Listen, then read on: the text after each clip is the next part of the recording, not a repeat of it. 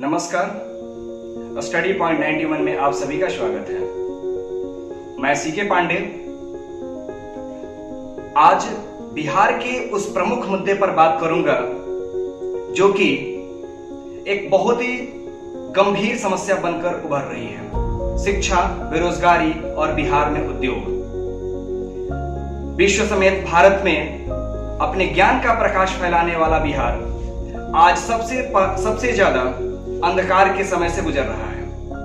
आज हमारा देश यान से चंद्रयान तक पहुंच चुका है, लेकिन बिहार के प्रति ध्यान किसी का नहीं रहा। भारत की तीसरी सबसे बड़ी जनसंख्या वाला राज्य आज शिक्षा, बेरोजगारी और स्वास्थ्य के गंभीर मुद्दों का दंश झेल रहा है। आज इसी मुद्दे पर बात करने के लिए हमारे सामने उपस्थित हैं डॉक्टर एस.के. सैनी जी, जो सुहलदेव भारतीय समाज पार्टी के बिहार प्रदेश के प्रभारी हैं। सबसे पहले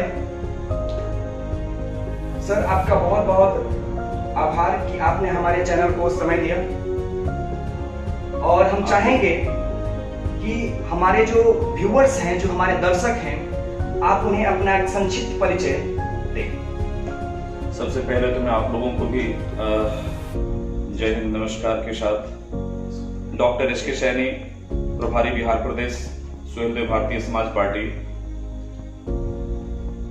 अभी मैं वर्तमान में एक राजनेता के साथ साथ टुमराव जैसे जगह में डॉक्टर भी हूं मैं, जो बक्सर जिले में है। अनुमंडल पड़ता है जो इस अनुमंडल में जो है बहुत बड़ा अनुमंडल, इसका दायरा जो है बहुत लंबा है। जिले के माफिक है बट अभी अनुमंडल ही है। इस अनुमंडल जैसे जगह में टेक्सटाइल कॉलोनी है, उसमें मेरा आवास है। और बाकी आप जो पूछना चाहें पूछें। तो सर, आप पहला प्रश्न आपसे हम करते हैं कि इतनी अच्छी शिक्षा होने के बाद भी बिहार में बहुत सारे युवा जो अच्छी शिक्षाएं प्राप्त कर चुके हैं, फिर भी आज बिहार बेरोजगारी के अपने चरम पर है। इसकी क्या प्रमुख समस्या हो सकती है? देखिए, समस्या लोगों के जेहन में है। आप जानते हैं कि शुरू से जो है बिहार शिक्षा की स्थली भी रही है, जहां पे भगवान श्री रामचंद्र जी का भी इसी बक्सर की धरती पर जो है शिक्षा उनको मिली। आपने देखा कि बिहार में ही हमारे माननीय महामानव गौतम बुद्ध जी भी बिहार के गया जैसे जगह से जो है उन्होंने ये किया और पूरे विश्व को जो है बताने का काम किया। संघर्ष की धरती रही। आपने देखा यहाँ से गांधी भी जो है अपनी जो है यात्रा निकालते हैं। तो बिहार हर माने में उपजाऊ यहाँ की मिट्टी रही, लेकिन कुछ राजनेताओं की गलती की वजह से, जैसे हम एजुकेशन की बात करते हैं, नेताओं को एजुकेशन जो है, बाबा साहब भीमराव अंबेडकर ने जो एजुकेशन की बात शुरू से कहा कि अगर आपके पास कोई अस्त्र नहीं है और समाज में अपनी ख्याति बनाना चाहते हैं, अपने घर में रोजी रोटी और बेकार पड़े, क्या कहते हैं, अंधेरा पड़ा घर में जो है अगर कुछ दीप जलाना चाहते हैं तो शिक्षा को अपनाइए। लेकिन यहां के कुछ राजनेता शिक्षा की तरफ इन लोगों का कम ध्यान रहा शुरू से। हालांकि यहाँ की धरती बहुत बड़ी उपजाऊ धरती है। आप देखेंगे कि बिहार के नहीं बल्कि भारतवर्ष में अधिक से अधिक आईपीएस आईएएस जो निकलते हैं वो बिहार की धरती से ही निकल करके जाते हैं। लेकिन एजुकेशन के माने में जो है फिसडी रह गया, कारण कि यहाँ की जो राजनीतिक जो व्यवस्था रही, लोगों का शिक्षा की तरफ विशेष ध्यान न देते हुए लोगों ने केवल धोखेबाजी और लफाबाजी के बाद और कुछ शिक्षा की तरफ लोगों ने ध्यान नहीं दिया। एजुकेशन के माहौल को एकदम बिल्कुल ही तोड़ करके जो है, तोड़ मरोड़ करके जो है यहाँ पे केवल राजनीति का अखाड़ा बना दिया। और अपहरण जैसे उद्योग, यहाँ पे गंदी सोच और बहुत सारी ऐसी चीजें हैं जिसको कहने में भी शर्म आएगी, जिसका प्रतिफल रहा कि शिक्षा में जो है पूरी तरह से बिहार जो है फेल रहा। और दूसरा आपका क्वेश्चन शायद रहा औद्योगिक इकाई की, तो उसमें जो है जब जब केंद्र की सरकार बनी, चाहे वो कांग्रेस की हो या भाजपा की, उन लोगों ने बिहार की तरफ जो है विशेष ध्यान देने की कोशिश नहीं की। जबकि यहाँ के नेताओं की जो बात है, अभी सेंट्रल मिनिस्टर में चाहे वो कांग्रेस की सरकार हो या भाजपा की सरकार हो, बिहार से अच्छे अच्छे नेता जो है चुन के गए और केंद्र में जो है मिनिस्टर भी रहे। लेकिन हमेशा जो है दुराचार, व्यभिचार, अत्याचार जो है बिहार के लोगों के साथ जो है किया गया। बिहार के लोगों में जो मैं एक चीज बता दूं, लड़ाने की क्षमता तो है, लेकिन हक अधिकार जो है, हक हुकूक अधिकार की बात जो है, सच में अधिकार कैसे लिया जाता है, रोड पे आकर के अधिकार लेना है कि शिक्षा को अपना करके अधिकार लेना है, इसमें जो है अगर ये करके जो है आगे चले तो निश्चित रूप से आपको अधिकार मिल जाएगा। अधिकार लड़ने से मिलता है, भीख मांगने से आज के डेट में या कभी भी सदियों से भीख मांगने से कुछ भी नहीं मिला है। और केंद्र में जो भी लोग जाते हैं, चटुकारिता के आलम में ही पूरे बिहार की धरती को जो है आज तक बेचते आए हैं, जिसका वजह है कि बिहार में विकास न होना। और बिहार में विकास तो ठीक है, जब से माननीय मुख्यमंत्री नीतीश कुमार जी आए कुछ हद तक जो है उन्होंने विकास किया, ऐसी कोई बात नहीं है।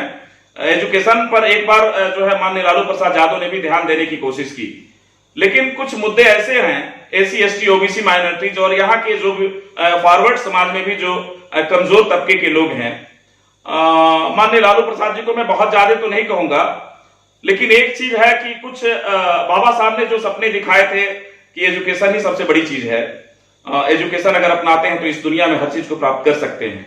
लेकिन यहाँ के जो स्थानीय नेता हैं वो शिक्षा की तरफ न जाकर के, जैसे घोघा रानी कितना पानी जैसे शब्दों का इस्तेमाल करके जो है गैल गैल भैंसिया पानी में और कौन कौन शब्द करके एजुकेशन को जो है पूरी तरह से जो है रसातल में पहुंचाने का काम किया। अब जो देहाती सुदूर इलाके में जो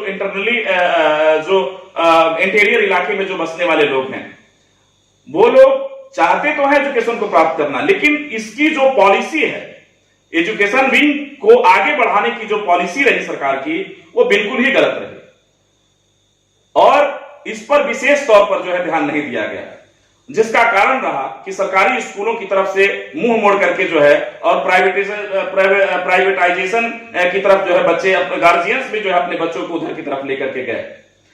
एक व्यवसाय बना देना, शिक्षा को शिक्षा की तरफ न करके जो है एक व्यवसाय बना देना।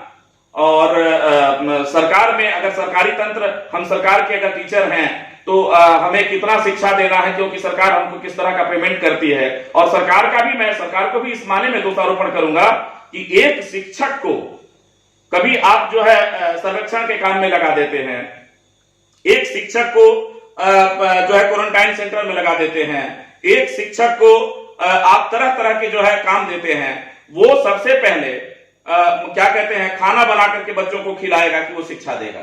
तो ये बहुत सारा फैक्टर है जो शिक्षा जो है यहां से जो है बिहार में जो है पीछे चली गई।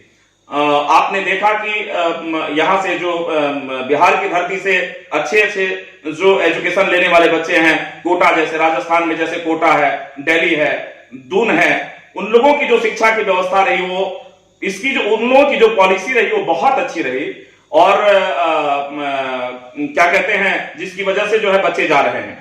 अब रही बात कि वहां से जो एजुकेशन लेकर के आने वाले जो यहाँ बिहार के जो युवा विंग हैं, जो क्या कहते हैं नए तरीके से जो है एजुकेट को जो है एजुकेशन को जो है हाईलाइट करने की कोशिश में लगे हुए हैं। हमें लगता है कि अगर पूरी तरह से इस पर जो है जो हमारे नौजवान जो बाहर से एजुकेशन लेके आए हैं, बिहार की धरती पर, डुमरांव की धरती पर, बक्सर की धरती पर जो है अगर एजुकेशन को जो है टेक्नोलॉजी के क्षेत्र में लेकर के जाते हैं, एक टेक्निकल तरीके से अगर लेकर के जाते हैं, तो निश्चित रूप से और अन्यत्र राज्यों की अपेक्षा, अन्यत्र देशों की अपेक्षा जो है बिहार बहुत आगे जाएगा, बशर्ते इसकी पॉलिसी मेंटली रूप से जो है इसको एकदम बिल्कुल जो है मेंटेन करके चलना होगा। तो निश्चित रूप से जो है बिहार भी और राज्यों की अपेक्षा और देश की अपेक्षा जो है बहुत आगे जाएगा। क्योंकि आपने देखा, अभी मैंने कुछ देर पहले आपसे बताया कि यहाँ के आईएएस आईपीएस जितने भी भारतवर्ष में निकलते हैं, वो अधिक से अधिक जो है, जिसका अधिक से अधिक मार्क्स भी आता है, वो सब बिहारी होते हैं। तो बिहार ऊर्जावान है, क्या कहते हैं, बिहार जो है मेहनत कश लोगों की ये धरती है। अगर अपने आप पर आ जाए, बिहार के छात्र अगर अपने आप पे आ जाए तो निश्चित रूप से विश्व में जो है इस बिहार का नाम पुनः जो है हो जाएगा। और बाकी जो आपको पूछना है पूछें, कहें। ये तो बहुत अच्छी बात है कि बिहार जो ऊर्जावान भूमि है, यहाँ पे ऊर्जा का बहुत ज्यादा संचार होता है। इस बात से हम सभी बिहारवासी बहुत ही सहमत हैं। तो सबसे पहले सर बात यहाँ पे उत्पन्न होती है, आपकी ही बात से एक क्वेश्चन निकलता है कि सबसे ज्यादा घोर कमी कहाँ देखी जा रही है बिहार में? किन किन चीजों की सबसे ज्यादा घोर कमी है आपकी नजर में?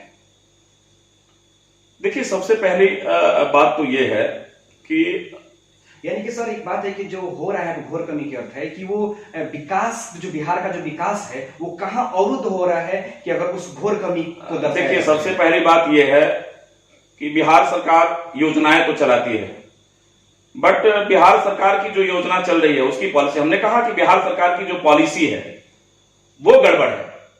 आप योजना देने की कोशिश करते हैं, देते हैं, लेकिन उसके ऊपर पुनः जो है आपका ध्यान नहीं रहता है, और बीच में जो बिचौलिए हैं लूट खसोट कर करके जो है बिना मैप तैयार किए ये सारे पैसे को जो है तितर बितर करके जो काम जहां होने वाला है उस जगह तक पूरी तरह से पैसा आपका नहीं पहुंच पाता है। दूसरी चीज ये है कि बिहार में विकास की जो रफ्तार है, बिहार में विकास की रफ्तार में केंद्र का भी बहुत बड़ा योगदान होना चाहिए, तो वो जो है योगदान केंद्र से नहीं मिल पा रही है। आपने देखा कि चाहे लालू जी की सरकार हो या अभी नीतीश की 2005 के बाद माननीय नीतीश कुमार जी इस बिहार के मुख्यमंत्री हैं, और वो केंद्र से चिल्लाते रहे, केंद्र जो है पूरी तरह से घोषणाओं के सिवा बिहार को कुछ नहीं देने का काम किया। अगर केंद्र जो है नेत्र राज्यों की अपेक्षा जो है अगर बिहार के ऊपर भी ध्यान देता तो निश्चित रूप से यहाँ जो है आपका क्या कहते हैं व्यवसायिक क्षेत्र जो है, व्यवसाय के माने में जो है वो भी आगे बढ़ता, एजुकेशन के क्षेत्र में जो है वो भी आगे बढ़ता, और साथ ही जो है आपका मेडिकल का जो क्षेत्र है उसमें बहुत ज्यादा पीछे है। आप देख लीजिए, अभी कुछ दिन पहले से अब शुरू हुआ है इस बिहार के हर जिले में अनुमंडल स्तर के भी अगर कोई जगह में अगर जाइए तो फिर आईसीयू वगैरह का मिलना, क्या कहते हैं हेल्थ की जो व्यवस्था चेकअप की है वो बिल्कुल ही नगण्य है। आपने देखा कि विश्व महामारी कोरोना से जो है गुजर रहा है, लेकिन बक्सर में इतने दिन बीतने के बाद भी अभी डायरेक्ट रूप में जो है कोरोना का उपचार की व्यवस्था जो है, वो जांच की जो व्यवस्था है वो अभी तक नहीं मिल पाई है। ये सारी चीजें हैं, वो ये जो है सरकार की पॉलिसी के ऊपर जो है सवालिया निशान लगाता है, ये प्रश्न चिन्ह खड़ा करता है कि सरकार की पॉलिसी जो है कहीं ना कहीं गड़बड़ है, कहीं ना कहीं गलत है, जिसकी वजह से जो है बिचौलिए इसका लाभ उठा रहे हैं और बिहार जो है विकास से अछूता है, पीछे है। नो डाउट नीतीश जी के आने से बिहार में ऐसी बात नहीं है, सड़क की व्यवस्था सुधरी है, इसको इनकार नहीं किया जा सकता।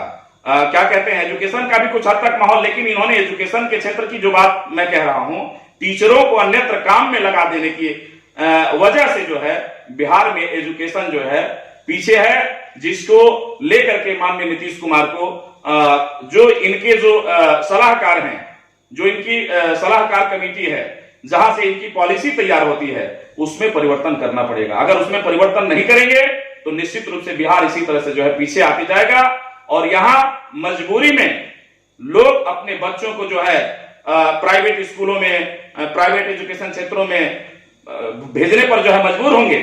और मैं तो कहूंगा यहां के युवाओं को कि सरकार की पॉलिसी जो है आप तो देख रहे हैं, मैं उस सरकार की पॉलिसी पे आप सारे लोगों को मैं कह रहा हूं कि आप उस पर विश्वास न करते हुए एजुकेशन के क्षेत्र में आप केवल उसको व्यवसाय न बना करके एजुकेशन के क्षेत्र में अगर बिहार को आगे ले जाना है, तो यहाँ के जो युवा विंग हैं, जो युवा हैं, जो बाहर से पढ़ करके एक टेक्नोलॉजी लेकर के आते हैं, उस टेक्नोलॉजी के तहत अगर बिहार को आगे बढ़ाएं, बिहार के सपने को जो बहुत हमारे बुजुर्गों ने जो है पहले देखा था, आप ये जो पीढ़ी चल रही है, अगर ये पीढ़ी कोचिंग संस्थानों के द्वारा एजुकेशन को अगर आगे बढ़ाने की कोशिश करे तो निश्चित रूप से जो है यहाँ के युवा भी आने वाले बहुत कम समय में बिहार, हमने आपको बताया कि ये उर्वरा धरती है, ये क्या कहते हैं यहाँ एक ऐसा जगह है बिहार जहां पे आप किसी भी तरह का माहौल को अगर खड़ा करते हैं निश्चित रूप से उसको बढ़िया से, उसकी पॉलिसी अगर बढ़िया रहे तो निश्चित रूप से यहां से बढ़ करके हमें लगता है कि पूरे विश्व में इतने एनर्जेटिक बच्चे और इतना एनर्जेटिक युवा भी हमें नहीं लगता है कि किसी राज्य में है। इन सब मुद्दों पे हमने जब भी सोचा है, हमें कहीं ना कहीं कलेश हुआ है बिहार की स्थिति को देख के। जैसे कि आपने बताया ये सब सारी बातों को, मुद्दा यहां भी ये निकलता है सर कि बिहार में रहकर रोजगार क्यों ना किया जाए? क्यों प्रवासी मजदूर जो 20 लाख 40 लाख की संख्या में जो हमारे बाहर जाते हैं वो बिहार में रहकर रोजगार क्यों नहीं कर पाते हैं? क्यों? जैसे कि हमने पहले समय में पढ़ा है और हमने किताबों में ये बात पढ़ी है, सामने तो नहीं देखा है कभी। जैसे हो गया भागलपुर का सिल्क उद्योग हो गया, चीनी मिल हो गया, मखाना उद्योग हो गया, और तमाम जो उद्योग है, जूट उद्योग टाइप के जो जितने भी ये उद्योग हैं जो पहले आने वाले समय में पहले हुआ करते थे, वो एकाएक बंद हो गए। 2005 से पहले तो हमने सुना है कि था भी, लेकिन जैसे ही 2005 के बाद जैसे ही सरकारें आई तो ये सारे उद्योग भी एक एक करके बंद होते चले गए। क्या आपको लगता है कि कभी ये उद्योग चालू हो पाएंगे जिससे रोजगार की समस्या मिट जाए और लोग बिहार में रहकर अपना रोजगार कर सकें? देखिए, हमने शुरू में ही बताया आपको कि बिहार में जो एजुकेशन से लेकर के और व्यवसायिक क्षेत्रों की जो स्थिति है, आपने कहा कि उद्योग जो बिहार में लगे थे इससे पहले वो बंद हो गए। उसमें सबसे ज्यादा जो है दोष जो है बिहार सरकार के सिवा केंद्र को भी जाता है। केंद्र जो है बिहार को आगे देखना नहीं चाहता, बिहार के लोगों की एनर्जी को जो है वो पहचानता नहीं है, या तो पहचानता नहीं है। आप ये देख रहे हैं कि बिहार में जितनी एनर्जी है, बिहार में अगर रोजगार नहीं है तो यहाँ की जो है बेरोजगार लोग जाते हैं गुजरात, मुंबई, महाराष्ट्र, क्या कहते हैं, दिल्ली जैसे जगहों पे जो है रोजगार करने के लिए।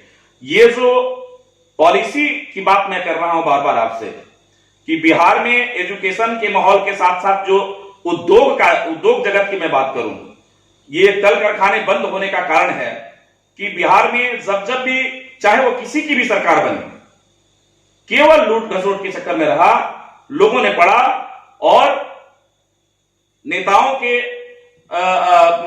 खाते को खंगाला नहीं गया। कोई भी मंत्री बना तो मंत्री बनने के बाद सिर्फ एकमात्र उद्देश्य उसका यह है कि आने वाली हमारी पीढ़ी सुधरेगी कैसे, आने वाली हमारी पीढ़ी को जो है पीढ़ी दर पीढ़ी जो है सुखी रहे, बिहार को जितना हो सके लूट लो।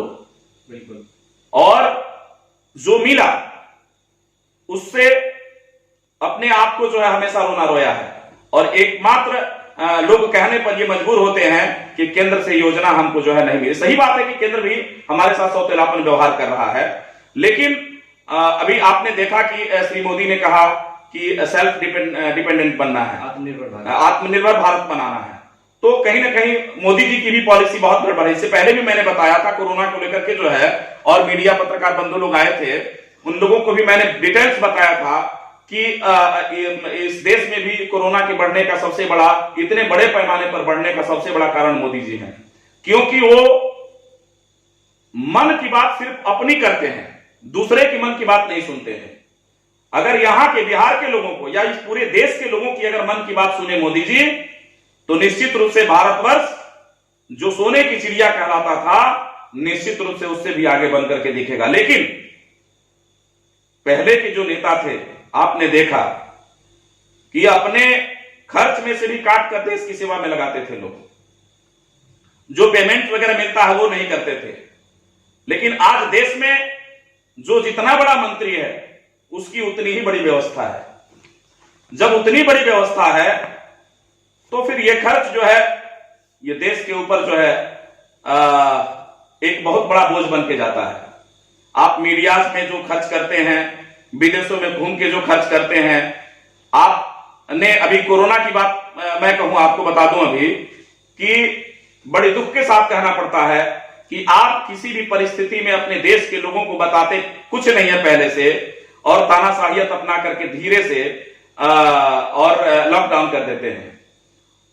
ये लॉकडाउन करने से आपको इस देश में क्या लगता है, कोरोना रुक गया क्या? अभी पूरे विश्व में जो है चौथे जगह पे है जहां पे कोरोना जो है ये है। कोरोना आपने देखा जनवरी में किसी बच्ची ने जो है विदेश से आई और उसको जो है कोरोना पाया गया था जनवरी में 25 को। उसके बाद आपने जिस समय जो है आपको लॉकडाउन लगाना था, उस समय जो है क्या कहते हैं, अमेरिका के ट्रंप जी को बुला करके जो है स्वागत कर रहे हैं आप। गरीब लोगों की झुग्गी झोपड़ियों को आप क्यों छुपा रहे हैं? गरीब हैं। आप इस बात को क्यों छुपा रहे हैं कि हम गरीब हैं? उन लोगों के झुग्गी झोपड़ियों को छुपा करके अगर कोरोना को आपको बंद करना रहता तो आप जो प्लेन जो विदेशों से आ रही है आपके देश में, सबसे पहले जब जानकारी हुआ कि चाइना इस रोग से सफर कर रहा है तो सबसे पहले उस पर आप लगाम लगाते। आप जो है आपके लोग अपना सरकार बनाने में लगे हुए थे। छत्तीसगढ़ में, महाराष्ट्र में कहां कहां सरकार जो है बनाने में लगे हुए थे। आप केवल मंथन अपनी सरकार को बनाने में कर रहे हैं, खर्च जो है सरकार को बनाने में कर रहे हैं, लेकिन इस देश में ये देश कैसे आगे बढ़ेगा, ये देश कैसे मजबूत होगा, इसमें आपकी पॉलिसी हर जगह से गलत हो जा रही है। आपने पिछले बार भी नोटबंदी किया, इस बार भी कोरोना में लॉकडाउन किया। अगर लॉकडाउन करना रहता, आपको लॉकडाउन करना रहता तो अपने देश के गरीबों को या देश के लोगों को अल्टीमेटम देते 4 दिन पहले कि हो सकता है इतने दिनों इस तारीख को जो है लॉकडाउन लगे, क्योंकि कोरोना फैल रहा है। जितने भी जो इंडस्ट्रीज कारखाने में जो मेहनत मजदूरी करने वाले हर जगह के बिहार उत्तर प्रदेश के जो मजदूर हैं, वो अपने खर्चे से, आपको भी नहीं देना पड़ता, वो अपने खर्चे से आपके अल्टीमेटम के द्वारा ये बताते कि कितना दिन तक लॉकडाउन रहेगा, इसको कहा नहीं जा सकता है। तो अपने पैसे के बल पर जो है मेहनत मजदूर जो करके जो है मजदूरी करके जो अपना पैसा इकट्ठा करता है, वो अपने पैसे से अपने घर जा सकता था। आज जो कुछ दिन बीतने के बाद आज जो मजदूरों को जो आप बुला रहे हैं, पैसा कह रहे हैं कि खर्च कर रहे हैं, पैसा 2 रुपया खर्च हो रहा है, नाम हो रहा है 20 रुपया। वो जो है ये फालतू का चीज जो है नहीं होता। आज जो बीच में आकर के जो है कोरोना से सफर बीच में जो है टच करने के बाद जो है कोरोना से पता चल रहा है कि वहां से दिल्ली से स्वस्थ चला और गांव में आते आते उसको कोरोना हो गया। आपकी पॉलिसी सोच लीजिए, आपकी पॉलिसी कहां जाती है, इसमें आपकी पॉलिसी गड़बड़ है कि नहीं है। अब रही बात बिहार जैसे प्रदेश को, माननीय मोदी जी, मैं कहना चाहूंगा कि आपके देश में बिहार भी ऐसा एक जगह है जिसमें आप ये अच्छी तरह से जानते हैं कि बिहार आपके केंद्र की सरकार बनवाने में बिहार का भी कितना बड़ा योगदान रहा।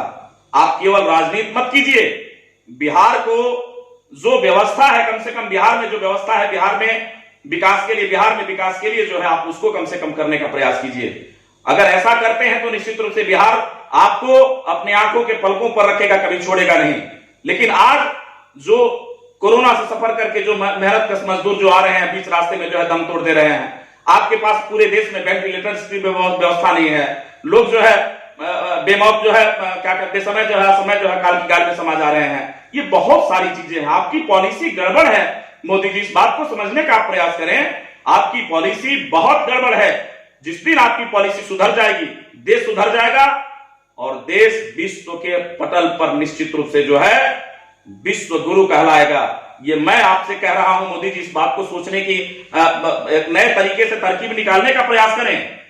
सारे नेताओं को बैठ करके आप अगर किसी भी तरह की पॉलिसी तैयार करते हैं तो निश्चित रूप से जो है देश आगे जाएगा। इसमें आप पीछे हैं, आपकी पॉलिसी गड़बड़ है, चाहे वो एजुकेशन को लेकर के हो या रोजगार को लेकर के हो। आपने जो वादा किया पिछले चुनाव में जो है कि इतने लोगों को मैं रोजगार दे दूंगा, कहां गया वो रोजगार? आपने रोजगार पैदा किया नहीं। अभी क्या कहते हैं, पेपर और मीडिया के माध्यम से खबर मिलती है कि इतने लोगों की नौकरियां जो है खतरे में है। नौकरी देने की जगह पे आप जो है ये कर रहे हैं। जब जब आपकी सरकार आई है उस समय आप उठा करके भाटा देखिए कि कितना ग्रोथ हुआ है। देश जो है दिवालिया बनते जा रहा है, यहां इकोनॉमिक व्यवस्था जो है गड़बड़ होने जा रही है, यहां के कल कारखाने बंद होने जा रहे हैं, बैंकों की स्थिति चरमरा गई है। कितने बैंकों को आपने विलय कराया, उसके पीछे कितना बड़ा कारण है। आप पत्रकार साहब, आप इस बात को जानने का प्रयास करें और मैं कहूंगा कि इस क्वेश्चन को जो है श्री मोदी से भी आप करें। यहां की जो बैंक की स्थिति अभी जो चरमराई है, वित्तीय संकट, घोर संकट के दौर से पूरा देश गुजर रहा है, इस पर आपकी पॉलिसी क्या तैयार हो रही है और इस पर आप क्या कर रहे हैं। आपके साथ बिहार की सरकार जो है डबल इंजन की सरकार है। माननीय नीतीश कुमार जो है बार बार आपसे मांग कर रहे हैं, उस मांग को आप स्वीकार नहीं कर रहे हैं, केवल आप राजनीति करके जो है सरकार बनाना चाहते हैं। मैं भी कहता हूं आपके आने से नो डाउट ऐसा नहीं है कि मोदी जी आपके आने से देश मजबूत स्थिति में नहीं पहुंचा है, इस बात को इनकार नहीं किया जा सकता, लेकिन आपकी पॉलिसी गड़बड़ है। थोड़ी सी उसमें मेहनत करने की जरूरत है। अगर आप अपनी पॉलिसी को तैयार कर लेते हैं समय से पहले, कुछ भी आदेश देने से पहले दूसरे की भी मन की बात को सुनने का प्रयास करें। सिर्फ अपनी बात न कहें, सिर्फ अपनी बात लोगों के ऊपर न थोपें, सिर्फ अपनी बात, अपने मन की बात न करें, दूसरे की मन की बात भी सुने। अगर सुनने लगेंगे, नेता तो आते जाते रहेंगे, देश बचना चाहिए। देश अगर रहेगा तो नेता आते जाते रहते हैं, उससे कोई अंतर नहीं पड़ता है। सबसे बड़ा चीज है इस देश को बचाना, इस देश के युवाओं को रोजगार देना, इस देश में क्या कहते हैं एजुकेशन के क्षेत्र को आगे बढ़ाना, इस देश में जो है इंडस्ट्रीज को आगे बढ़ाना, इस देश में जो व्यवस्था जो है आप देख रहे हैं कि विदेश विकसित देशों में उसकी गिनती हो रही है, वहां की टेक्नोलॉजी कितनी आगे है। आप युवाओं को जो है हतोत्साहित करते हैं, चाहे वो बिहार की सरकार हो या केंद्र की सरकार हो, आप हतोत्साहित करने का प्रयास न करें। युवाओं को जैसे आपने अभी लास्ट में कहा कि आप सेल्फ जो है इंडिपेंडेंट बनिए, जो है स्वरोजगार पैदा कीजिए। स्वरोजगार तो हमारे देश के युवाओं में इतनी एनर्जी है कि वो पैदा करते, लेकिन आपने जो सपने दिखाया है उस सपने का क्या होगा? कम से कम आप इस बात को सोचने का प्रयास करते हैं कि उस सपने का क्या होगा? बहुत ज्यादा कुछ कहना है। मोदी जी, इस बात से मुझे शिकायत है, अपनी पॉलिसी को चेंज करें और फरमान इस देश में जारी करने का प्रयास न करें, क्योंकि उस फरमान से, आपके उस फरमान से देश के दिलों में कष्ट भी होता है।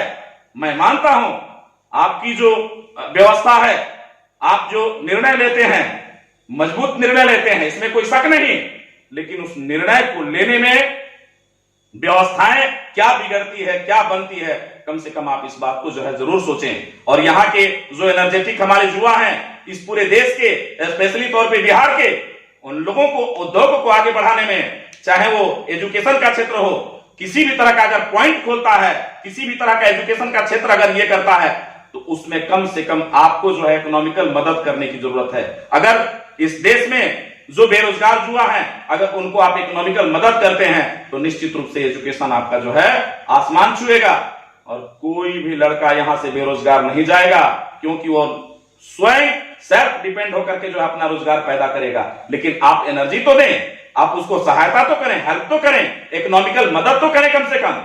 आप अगर ऐसा अपने बैंकों को बोल करके अगर इन युवाओं को मदद करवाते हैं, तो निश्चित रूप से जो है हर क्षेत्र में जो है, बिहार ही नहीं, हर क्षेत्र में जो है ये देश पूरा जो है आगे जाएगा।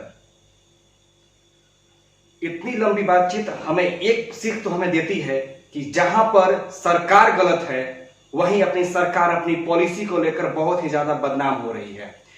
हम चाहते हैं कि जो एग्जाम्स का जो लेवल है, जो अब एग्जाम्स के जो पैटर्न चल रहे हैं सर, यानी कि जो स्टेट लेवल के जो एग्जाम्स होते हैं, वहां पे कहीं ना कहीं बच्चों के सामने बहुत एक गंभीर समस्या उत्पन्न हो जाती है कि वो एग्जाम्स तो देते हैं, लेकिन परिणाम को लेकर वो आश्वस्त नहीं हो पाते हैं कि क्या उनका परिणाम सही हो पाएगा, कि परिणाम कहीं विपरीत ना हो जाए, सरकार की सहभागिता क्या होगी, सरकार कहीं एग्जाम रद्द ना कर दे। इसके लिए कि बच्चों के बीच एक तालमेल बहुत ही गड़बड़ हुआ है। तो ये किस प्रकार की समस्याएं सुधारी जा सकती हैं? इसमें किसकी गलती है, सरकार की या सरकार की जो व्यवस्था करने वाले लोगों की है?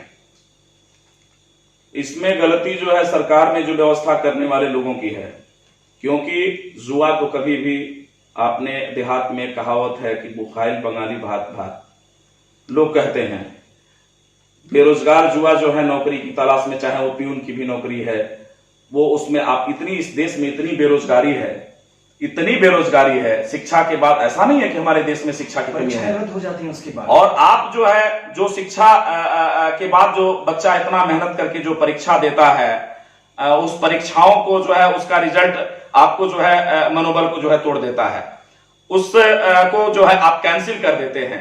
लड़के जो है तो उत्साहित होकर के कहीं अपने आप को जो है गले में फंदा लगा करके जो है पेड़ पर लटक जाते हैं, कहीं जो है जहर खा लेते हैं, उसके माँ बाप के जो है सपने जो है धरे के धरे रह जाते हैं।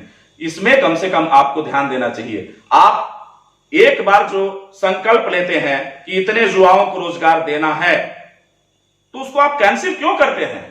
मुश्किल जो है युवा एक एक पैसा जुटा करके अपने घर के मेहनत कस, जो उसके पिता माता पिता हैं, मजदूरी में से पैसा काट काट करके अपने बच्चों को जो है फॉर्म भर करके एप्लीकेशन के लिए देता है कि बच्चा अप्लाई करेगा, कल बच्चा जो है पास करेगा इंटरव्यूज, उसके बाद बच्चा को जो है नौकरी मिलेगी, तब हमारे घर में उजाला आएगा।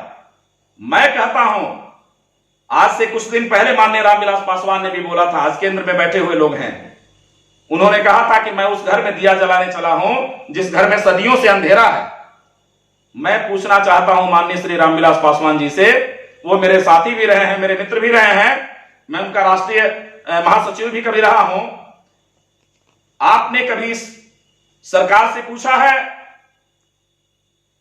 कि रोजगार के लिए जो लड़के सब फॉर्म अप्लाई करके जो है परीक्षाएं देते हैं और उसको जो है उस वैकेंसी को जो है रद्द कर दिया जाता है? आपने कभी सरकार से पूछा है कि सदियों से अंधेरा पड़ा घर में जो है रोशनी कैसे आएगी? आपके थाली बजा देने से, आपके जो है सूप और चलनी बजा देने से कि ईश्वर पैसा दरिद्र निकले, इससे जो है आपके घर की रोशनी नहीं आएगी। आपके घर में रोशनी तभी आएगी, एक बच्चे के घर में रोशनी तभी आएगी जब वो अपने सपने को लेकर के जो है फॉर्म अप्लाई करता है, परीक्षाएं बहुत मेहनत मजदूरी उसके माँ बाप जो है करके उसको पैसा देते हैं, बहुत मेहनत करके परीक्षाओं को पास करता है, और उसको आपकी पॉलिसी कितनी गड़बड़ है, उसके सपने को जो है धरे का धरे रह जाता है। उसका सपना आप जो है पूरे परीक्षा के परिणाम को कैंसिल कर देते हैं और वो लड़का जो है उसकी एनर्जी जो है लॉस हो जाती है और हतोत्साहित होकर के लड़का जो है फांसी पर लटकने पर मजबूर हो जाता है।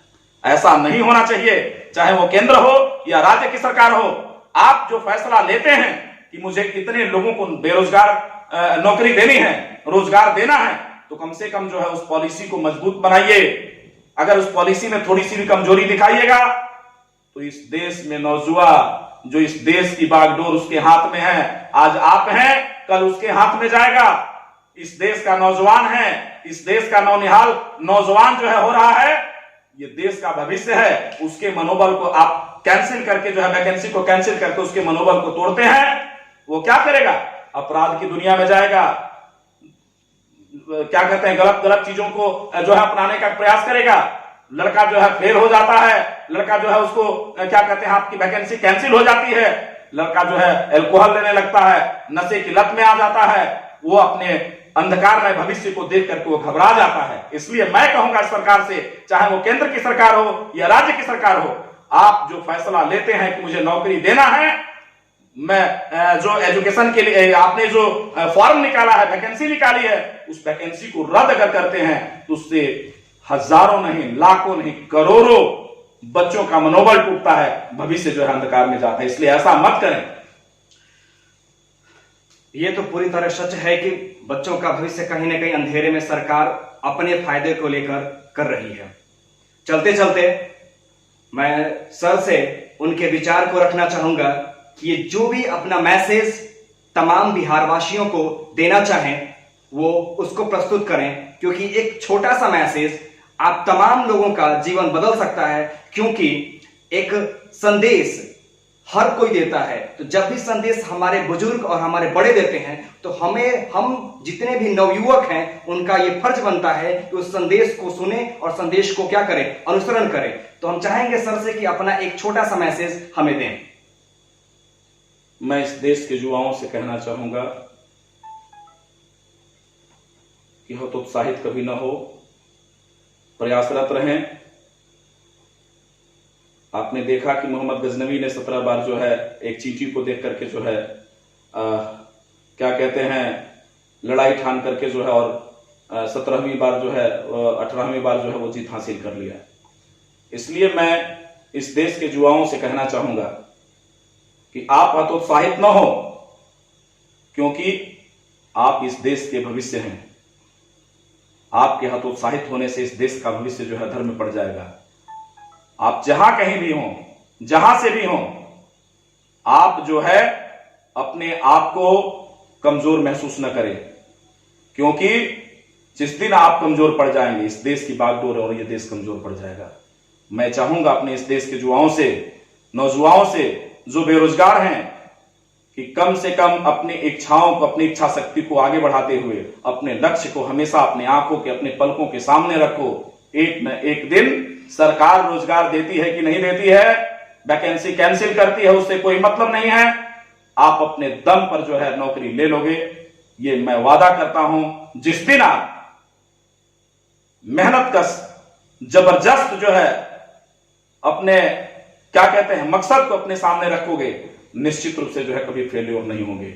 मैं अपने क्या कहते हैं बुजुर्गों से, मैं अपने इस देश के बुजुर्गों से, इस बिहारवासी लोगों से मैं अपील करना चाहूंगा कि आप अपने बच्चों को हमेशा शिक्षा की तरफ ले जाइए, क्योंकि शिक्षा ही एक ऐसी कुंजी है जो आपके हर बंद दरवाजे को खोलने में जो है वो कामयाब होगी।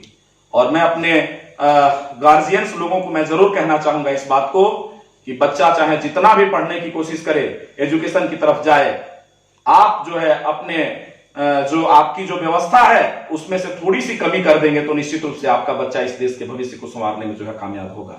और मैं कहना चाहूंगा आपसे भी, इसलिए मैं रिक्वेस्ट करता हूं क्योंकि आपके परिवार का कर्णधार है, आपके परिवार का सुविचार है, आपके परिवार का उजाला, क्या कहते हैं, जिस घर में अंधेरा है वो देने वाला उजाला है।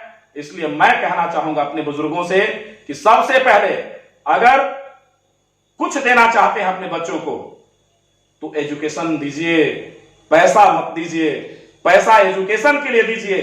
क्योंकि जो बच्चा, अगर आप किसी भी बच्चे को अगर एक अच्छी तालीम देते हैं तो निश्चित रूप से आपके घर में जो है रोजगार पैदा कर देगा, आकर के जो है आपके घर में जो है उजाला लाएगा।